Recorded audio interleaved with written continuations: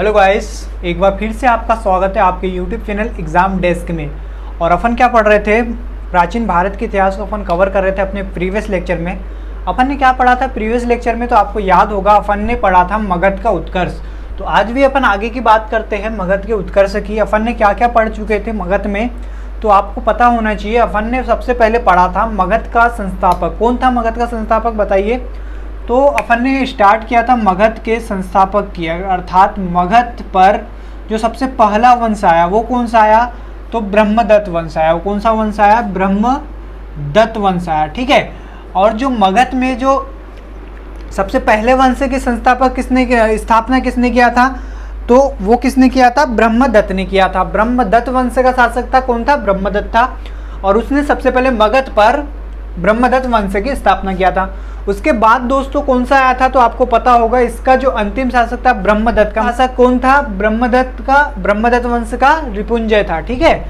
तो रिपुंजय का अंतिम शासक को पराजित करता है कौन, बिंबिसार, जो कि हर्यक वंश का शासक था। हर्यक वंश का संस्थापक भी बोलते, फाउंडर बोलते, हर्यका डायनेस्टी का कौन, बिंबिसार को, ठीक है। तो बिंबिसार क्या करता है, ब्रह्मदत्त वंश का समाप्त करता है। मगध पर दूसरा वंश कौन सा आ जाता है, हर्यक वंश आ जाता है। तो दूसरा वंश कौन सा था मगध पर, हर्यक वंश था। तो हर्यक डायनेस्टी को भी अपन ने कवर कर लिया था, है ना। उसके बाद दोस्तों आपको मैंने बताया था हर्यक वंश का संस्थापक जैसा कि कौन था, बिंबिसार था। बिंबिसार के बाद कौन आया, तो अपन ने बिंबिसार के बारे में कल पढ़ लिया था, बिंबिसार, ठीक है। बिंबिसार के बाद कौन आता है, अजातशत्रु आता है, अजातशत्रु आता है, ठीक है। अजातशत्रु के बाद कौन आता है, इसी का पुत्र उदयन आता है।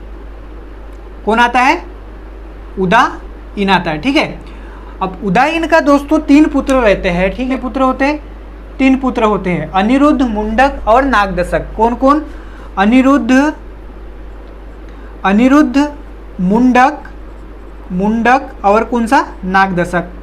तो होता क्या है दोस्तों, जो नागदशक होता है ना, ये जो नागदशक होता है, देखो उदयन के तीनों पुत्र बारी बारी से शासन करते हैं, बारी बारी से गद्दी पर बैठते हैं, तीनों के तीनों ही पुत्र। हालांकि ये उतने ज़्यादा योग्यशील नहीं रहते, इसके कारण ये ज़्यादातर मतलब अपने साम्राज्य का विस्तार नहीं कर पाते। और जो अंतिम शासक रहता है नागदशक, ठीक है, किसका, हर्यक वंश का, इसी का कौन रहता है, महामात्य रहता है। नागदशक का ही एक क्या रहता है, महामात्य रहता है, जिसका नाम रहता है शिशुनाग। क्या नाम रहता है, शिशुनाग रहता है। तो इसकी हत्या कर देता है, ऐसा माना जाता है कि ये चलते चलते इसकी क्या कर देता है, चाकू घोंप के हत्या कर देता है किसकी, नागदशक की। तो शिशुनाग जो है अंतिम शासक हर्यक वंश का, नागदशक की हत्या कर मगध पर अगला वंश कौन सा स्थापित होगा, तो आप हेडिंग डालेंगे अब क्या, शिशुनाग वंश, ओके। तो मगध पर कौन सा वंश आ गया, अब हमारा शिशुनाग वंश को अपन आज कवर करेंगे।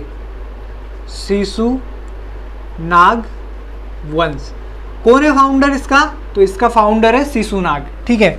आई होप ये आपको लिख लिया हो, थोड़ा इसको मिटाना पड़ेगा मुझे।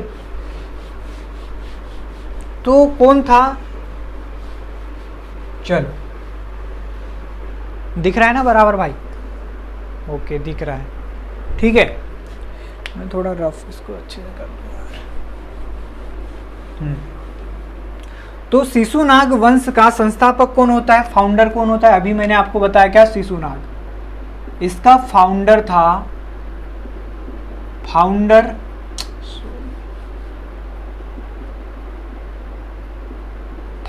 या संस्थापक कौन था, शिशुनाग। ये पूछता है दोस्तों, आपको याद रखना है, शिशुनाग।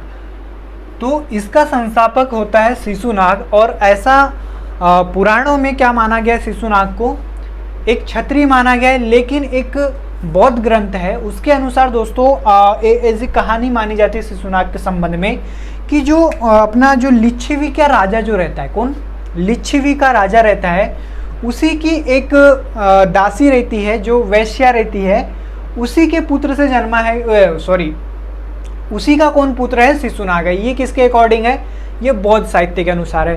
तो हालांकि ये ज़्यादा कोई एग्जामों में यहाँ से क्वेश्चन नहीं आता, अपन पॉइंट टू पॉइंट बात करेंगे, जहाँ से आपको क्वेश्चन डायरेक्टली एग्जाम में फंसेगा। तो पहला तो क्वेश्चन आपसे सीधे सीधे यही पूछेगा कि शिशुनाग वंश का संस्थापक कौन था। कौन था शिशुनाग वंश का संस्थापक? तो शिशुनाग था। ठीक है, ये किसका महामात्य था? तो ये नाग दशक का महामात्य था, ये भी आपको याद रखना है। अब आगे बात करते हैं दोस्तों इसकी राजधानी को। देखो मगध में हर वंश की राजधानी थोड़ी थोड़ी चेंजेस होती गई है।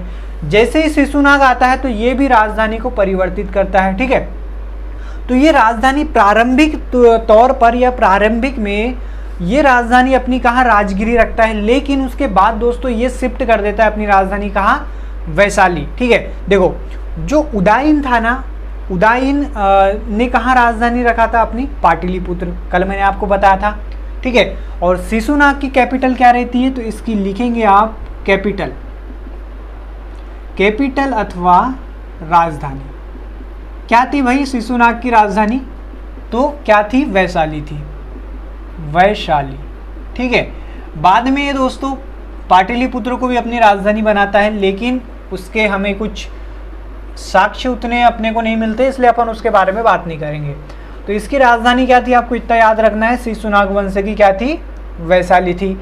आगे बात करते हैं इसका इम्पोर्टेंट अभियान। इसके इम्पोर्टेंट अभियान की बात करते हैं कि इसने जो सबसे स्टार्टिंग में क्या काम किया था? अवंती का जो अवंती महाजनपद था उसको मगध में मिलाने का काम किया था। किसने? शिशुनाग ने। ठीक है, इस प्रकार से दोस्तों जो दक्षिण में, अवंती कहाँ पर स्थित है? दक्षिण में स्थित है।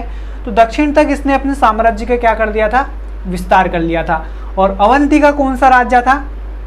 किसने? अवंती, अब लिखेंगे अवंती के राजा प्रद्युत को परास्त किया था। ठीक है, और अवंती महाजनपद को किस में मिला लिया? अब मगध में मिला लिया। तो मगध में अब कौन कौन से महाजनपद आ गए? देखो हर्यक वंश से स्टार्ट करते हैं तो दोस्तों हर्यक वंश में कुरु आ जाता है, लिच्छवी गणराज्य आ जाता है, और अब तो ये सारे के सारे जो धीरे धीरे जो एक शक्ति उभर के आ रही है, कौन सी? मगध। ठीक है, इसका अगला पॉइंट यहाँ से ये पूछता है, इसने तो राजधानी अपनी शिफ्ट कर ली थी कहाँ? पाटलिपुत्र से वैशाली। इसके बाद दोस्तों यहाँ से ज़्यादा इंपॉर्टेंट क्वेश्चन नहीं बनते शिशुनाग से। इसके बाद जो इसका उत्तराधिकारी आता है वो कौन आता है? कालाशोक आता है। कौन आता है? कालाशोक, या इसे पुराणों में काकवर्ण भी बोला गया है। काकवर्ण इसलिए बोला जाता है दोस्तों तो क्योंकि ये जो काकवर्ण या कालाशोक था, ये इसका जो रंग था इसमें कहीं ना कहीं मेलानिन, है ना, मेलानिन की मात्रा ज़्यादा हो गई थी, तो ये थोड़ा काला दिखता था, इसलिए इसका नाम काकवर्ण या कालाशोक रखा गया था। तो अगला शासक कौन आता है? तो अगला शासक आता है कालाशोक। ये देखो ये फर्स्ट नंबर का शासक था शिशुनाग वंश का। कौन? शिशुनाग। दूसरा जो आता है दोस्तों आपको याद रखना है कालाशोक, कालाशोक। ठीक है, हाँ, इसका टाइम पीरियड भी कहीं ना कहीं आपको मैं बता दूं, इसका टाइम पीरियड आपको याद रखना है। जो शिशुनाग वंश का जो शासक है ये 412 से लेकर तो कहाँ तक शासन करता है? 412 में राजगद्दी पर बैठता है ईसा पूर्व में, और ये 344 ईसा पूर्व में इसकी क्या हो जाती है? मृत्यु हो जाती है। ठीक है,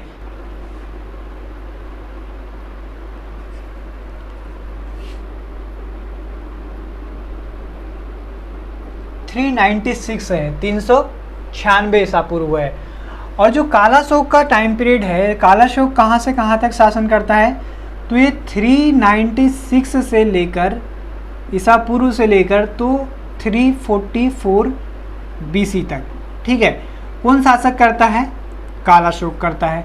अब इसकी राजधानी कहाँ होती है कालाशोक की? जब शिशुनाग वंश की कैपिटल क्या थी? वैशाली थी। तो आपको याद रखना है दोस्तों कालाशोक की भी जो राजधानी है वो वैशाली ही होती है। इसके संबंध में एक इम्पॉर्टेंट पॉइंट ये आता है कि 383 ईसा पूर्व में जो द्वितीय महाबौद्ध संगति का आयोजन कौन करता है? कालाशोक के शासनकाल में ही आयोजित की जाती है। 383 ईसा पूर्व, 383 ईसा पूर्व में जो द्वितीय बौद्ध महासंगति का आयोजन किया जाता है, द्वितीय बौद्ध महासंगति, कहाँ पर? वैशाली में, वैशाली में। ठीक है, तो ये किसके शासनकाल में होती है? तो ये कालाशोक के शासनकाल में होती। कौन सी? द्वितीय बौद्ध महासंगीति। ठीक है, जैसा कि मैंने आपको बताया था कि द्वितीय बौद्ध महासंगीति में क्या होता है, बौद्ध धर्म 2 भागों में बढ़ जाता है। ठीक है, वो अपन ने पढ़ा था। आगे बात करते हैं, ये पुनः अपनी जो कैपिटल है वो कहाँ शिफ्ट करता है, पुनः जो राजधानी है दोस्तों ये शिफ्ट करता है अपनी कहाँ, पाटलिपुत्र में। कहाँ, पाटलिपुत्र, जो क्या है पटना, पटना अभी वर्तमान में है पाटलिपुत्र। तो पाटलिपुत्र में अपनी राजधानी कौन शिफ्ट कर देता है, कालाशोक। इसके बाद दोस्तों इसी का एक सचिव रहता है कौन, महापद्म नंद। ठीक है, देखो इसके बाद इसके जो तीसरा जो शासक आता है जो शिशुनाग वंश का थर्ड शासक कौन आता है, नंदीवर्धन। कौन आता है, नंदीवर्धन। ये पूछता है आपको। देखो यहाँ से क्वेश्चन एक तो इम्पोर्टेंट ये बन जाता है कि संस्थापक से रिलेटेड, बीच वाले को कोई नहीं पूछता। हालांकि बीच वाला भी इम्पोर्टेंट है कालाशोक। क्यों इम्पोर्टेंट है, क्योंकि इसी के शासनकाल में क्या हुई थी, द्वितीय बौद्ध महासंगीति का आयोजन किया गया था। कहाँ पर, वैशाली में। ठीक है, तो इसका जो अंतिम शासक रहता है कौन सा, शिशुनाग वंश का कौन, नंदीवर्धन। ये क्या है, अंतिम शासक है। तो इससे रिलेटेड आपको एक ही चीज़ याद रखना है, अंतिम शासक क्या है, ये अंतिम शासक है शिशुनाग वंश का। ठीक है, कौन, नंदीवर्धन। तो नंदीवर्धन का ही एक सचिव रहता है कौन, महापद्म नंद। ठीक है, तो महापद्म नंद क्या काम करता है, नंदीवर्धन की हत्या कर देता है और मगध पर एक नए वंश की स्थापना कर देता है। कौन सा, तो शिशुनाग वंश के बाद कौन सा आता है, नंद वंश। अब अपन नंद वंश के बारे में पढ़ते हैं, नंद वंश की क्या कुछ विशेषता है। तो एक बार इसका स्क्रीनशॉट लीजिए, फिर अपन आगे बढ़ते हैं। नंद वंश करते हैं, अपना अगला वंश कौन सा है, नंद वंश।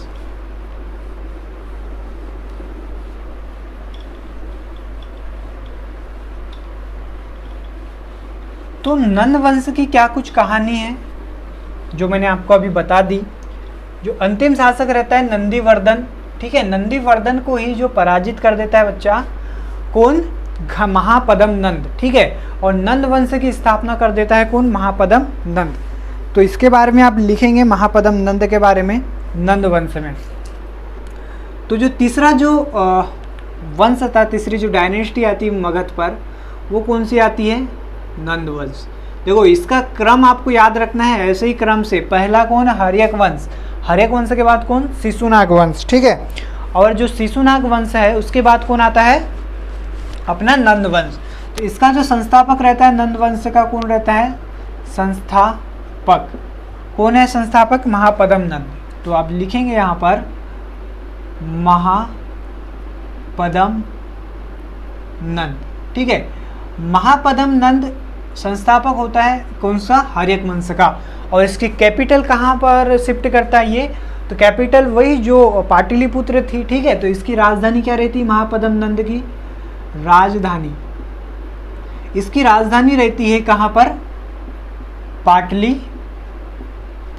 ठीक है, ऐसा माना जाता है दोस्तों ये जो महापद्म नंद था ये पूरे के पूरे अभी तक मगध साम्राज्य का सबसे पराक्रमी राजा था। ठीक है, सबसे पराक्रमी शासक रहता है। और इसके संबंध में एक इम्पॉर्टेंट पॉइंट आप ये लिखेंगे कि यह प्रथम शूद्र शासक था। प्रथम क्या था, ये शूद्र शासक होता है, प्रथम शूद्र था, शूद्र शासक। ठीक है, तो प्रथम शूद्र शासक रहता है मगध का कौन, महापद्म नंद। और दोस्तों इसके ऐसा पुराणों के अनुसार, बौद्ध ग्रंथ के अनुसार इसने कलिंग पर आक्रमण किया था। आपको आप जब अशोक के बारे में पढ़ेंगे तो बहुत ही फेमस एक अटैक था कलिंग। ठीक है, जो अशोक ने भी करवाया था 261 बीसी में, अर्थात 261 बीसी में। उसी कलिंग पर जो दोस्तों अभी वर्तमान में कहाँ पर कौन सा क्षेत्र पड़ता है, उड़ीसा का। तो कलिंग पर आक्रमण करता है महापद्म नंद। और इसका जो वर्णन है, इसका जो सोर्सेज है, हमें कहाँ से प्राप्त होती कलिंग आक्रमण के बारे में, तो एक हाथी गुम्फा अभिलेख, ये बहुत ज़्यादा इंपॉर्टेंट है, आपको याद रखना है। हाथी गुम्फा अभिलेख से हमें ये जानकारी मिलती है कि महापद्म नंद ने जो है कहाँ पर अटैक किया था, कलिंग पर अटैक किया था और उसको अपने साम्राज्य में मिला लिया था। ठीक है, तो सबसे ज़्यादा जो है बहुत प्रभावशाली भी शासक रहता है महापद्म नंद। और जो कलिंग पर हाथी गुम्फा अभिलेख ये किसने बनवाया था, तो यहाँ से भी क्वेश्चन इंपॉर्टेंट पूछता है। तो आप अब लिखना स्टार्ट करते हैं अपन। कलिंग आक्रमण, कलिंग आक्रमण, इसने कलिंग पर आक्रमण किया था और इसकी जानकारी हमें मिलती है कहाँ से? हाथी सोर्सेज आप लिखेंगे, इसका सोर्स ये पूछता है दोस्तों, ठीक है। हाथी गुम्फा अभिलेख, हाथी गुम्फा अभिलेख जो किसने लिखवाया था? तो ये बाद में लिखा जाता है। ये खारवेल राजा कौन सा शासक कौन रहता है? खारवेल ने लिखता है। ये कौन सा शासक लिखवाता है? ये शासक जो रहता है कौन सा? खारवेल, ठीक है। जो कि दोस्तों खारवेल कौन से वंश का शासक था? तो चेदी वंश का शासक था। आप उत्तर मौर्य पीरियड में अपन पढ़ेंगे चेदी वंश को। तो ये चेदी वंश का शासक रहता है खारवेल, ठीक है। लेकिन आप यहीं पर अगर क्वेश्चन ये आ जाता है कि अभिलेख लिखवाने की प्रथा स्टार्ट किसने करवाई थी? तो अशोक ने करवाई थी। ये भी आपको याद रखना है। इसके बाद इसके जो दोस्तों ऐसा माना जाता है कि इसके जो 8 पुत्र हुए हैं, किसके? नंद वंश के महापद्म नंद के, जो उन्हीं 8 पुत्र में बारी बारी से शासन करता है। और इसका जो अंतिम पुत्र रहता है, जिसको आप बखूबी जानते हैं, काफ़ी फेमस भी है, घनानंद के बारे में, ठीक है। तो इसका जो सक्सीडर रहता है, इसका जो अगला शासक आता है, कौन आता है इसका? घनानंद। घनानंद के बारे में आपने काफ़ी ज़्यादा पढ़ा भी होगा, घनानंद कौन था, ठीक है। काफ़ी सीरियल भी आए हैं घनानंद के रिलेटेड, ठीक। अपने को उससे मतलब नहीं है क्या आया क्या नहीं आया, अपने को भाई एग्ज़ाम क्वालिफाइड करना है। तो नंद वंश का अंतिम शासक कौन रहता है? घनानंद रहता है। और इसे कौन पराजित करता है? जो मौर्य वंश का संस्थापक, कौन? चंद्रगुप्त मौर्य के द्वारा घनानंद को पराजित किया जाता है। और अगला जो वंश है मगध पर, कौन सा आ जाता है? मौर्य वंश आ जाता है। तो घनानंद के बारे में आप एक ही पॉइंट ये याद रखेंगे, इस वंश का नंद वंश का अंतिम शासक, नंद वंश का अंतिम शासक, ऐसा माना जाता है दोस्तों। जो घनानंद था ना, ये काफ़ी ज़्यादा अत्याचारी था, मतलब कि जनता पर काफ़ी ज़्यादा अत्याचार करता था। और इसने टैक्सेस इतने ज़्यादा बढ़ा दिए थे कि उन्हें पे करना कहीं ना कहीं जो जनता के लिए दुर्लभ हो रहा था काफ़ी ज़्यादा, ठीक है। और क्या होता है दोस्तों, आपको पता होगा, इसकी कहानी थोड़ी सी मैं बता देता हूँ घनानंद की क्या है। जिस प्रकार से घनानंद के दरबार में चंद्रगुप्त मौर्य नहीं, चाणक्य जाते हैं, तो क्या होता है, इनको कुछ समझाते हैं कि भारत पर जो है बाहरी विदेशी आक्रमणकारियों का अटैक हो रहा है, ठीक है। तो वहीं पर ये दोस्तों घनानंद जो है अपमान कर देता है किसका? चाणक्य का। और चाणक्य को जो जटा खींचकर दरबार से बाहर कर देता है। तो यहीं पर चाणक्य का जो आत्म स्वाभिमान है वो कहीं ना कहीं हर्ट करता है, ठीक है। तो ये सारी कहानी अपन आगे भी पढ़ेंगे। आप इतना याद रखेंगे कि जो घनानंद था नंद वंश का अंतिम शासक था। और इसी के समय में जो मौर्य काल है, मौर्य साम्राज्य के स्टार्ट होने से पहले कुछ विदेशी आक्रमणकारी भारत में आते हैं। उनके बारे में अपन अब देखते हैं कौन कौन से आए, तो ठीक है। तो यहाँ से अपन अब पढ़ेंगे विदेशी आक्रमणकारी भारत पर अटैक करेंगे। कब? विदेशी आक्रमणकारी, उनके बारे में अपन अब चर्चा करते थोड़ी सी। तो अब हेडिंग डालेंगे अगली अपना क्या है? विदेशी आक्रमण, प्राचीन भारत के विदेशी आक्रमण, प्राचीन भारत के विदेशी आक्रमण। ओके, कौन कौन था? तो प्रमुख रूप से दोस्तों मौर्य साम्राज्य के पहले अर्थात मौर्य काल के पहले 2 विदेशी आक्रमणकारी आए। एक फारस जो आधुनिक ईरान का क्षेत्र पड़ता है, ईरानियों ने अटैक किया, इसे ईरानी भी बोलते हैं। और दूसरा जो विदेशी आक्रमणकारी आया काफ़ी फेमस है, आप जानते हो कि सिकंदर।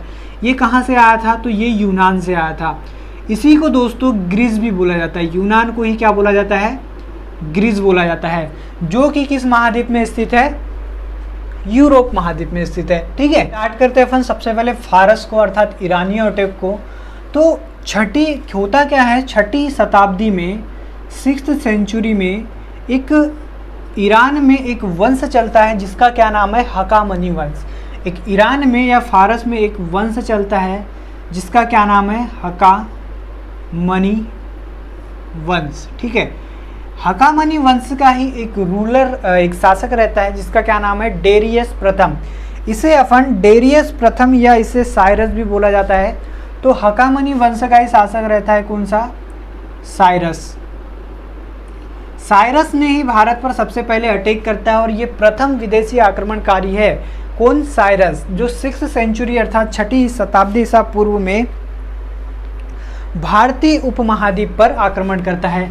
तो इसके बारे में आप लिखेंगे, भारतीय उपमहाद्वीप पर आक्रमण करने वाला प्रथम विदेशी, भारतीय